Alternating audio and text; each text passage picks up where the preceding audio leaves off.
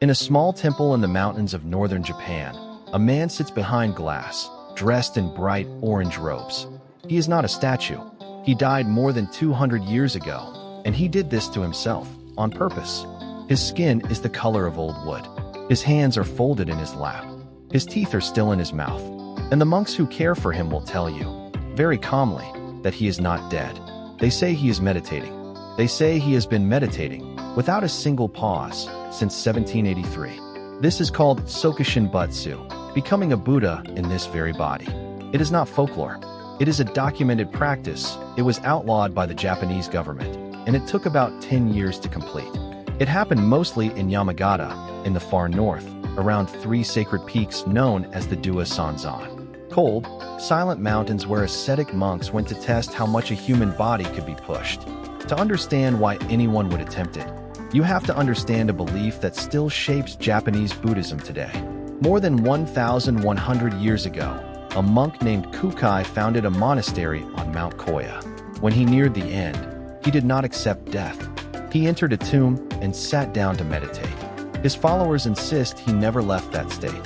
Twice a day, every single day, for over a millennium, monks carry a hot meal to his tomb and offer it to him.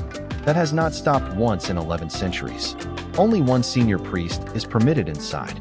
He changes Kukai's robes, and he does not describe what he sees. So for the monks of the north, the goal was never suicide. The goal was to stop being a corpse, to leave a body intact enough that the soul could keep working inside it, praying for everyone left behind. The training began with food, or rather, the removal of it. For 1,000 days, the monk ate almost nothing but nuts, seeds, pine needles, and bark. It was called tree eating. The body burns through fat first, then muscle. Fat rots after death. So the diet was not just discipline. It was preparation, stripping away everything inside him that would one day decay. He stood under freezing waterfalls. He chanted through nights that dropped below zero. Sweat, water, weight. Everything was driven out of him until he was little more than skin stretched over a frame. Then came the drinking. Water from a sacred mountain spring, heavy with minerals that would sicken an ordinary person. Small amounts. Every day. For years. And finally, the worst part.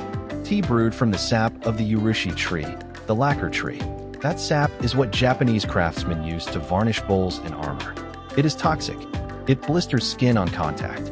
Drinking it caused violent vomiting, which purged even more fluid from a body that had almost none left.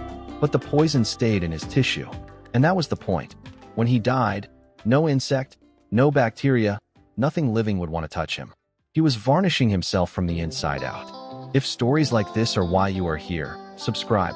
I post one dark corner of Japan every single day, and the next one is worse than this. When the monk could feel the end approaching, the village dug a shaft roughly 3 meters deep and lowered a pine box into it, with him sitting upright inside. A single length of bamboo ran from the box up through the earth to the surface. That was his air. Then they filled the hole in around him. He was given one bell.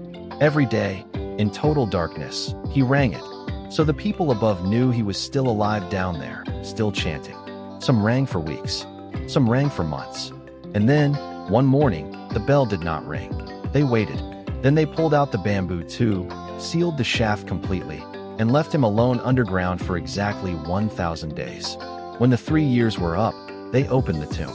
If the body had rotted, he had failed. He was quietly reburied, respected for trying, but never spoken of again. If the body was intact, he had succeeded. He was lifted out, dressed in ceremonial robes, and placed in the temple hall as a living Buddha for people to pray to. Hundreds of men are believed to have attempted this. Only around 24 bodies are known to have survived the process. The rest simply became bodies. One of them is Shinyokai Shonin, who sealed himself in at 96 years old. His temple still changes his clothing every few years, and the old robes are cut into tiny amulets and given to visitors. Another, Tetsumonkai, is said to have cut out his own left eye and thrown it into a river as an offering, begging the gods to end an eye disease sweeping the city. Because many of these men did it during famine, plague, and flood. Their villages were starving. They believed one person could absorb that suffering if he were willing to become the offering. In 1877, Japan's modernizing government banned the practice outright and made opening the graves illegal. Officially, it was assisted suicide, but it did not stop instantly. The last known attempt came decades later, in secret, and his body was not discovered until researchers exhumed him in 1961. Today you can drive to Yamagata, pay a small entry fee, walk into a wooden hall, and stand about a meter away from one of them. He will be sitting upright, robes fresh, hollow face turned slightly toward the room.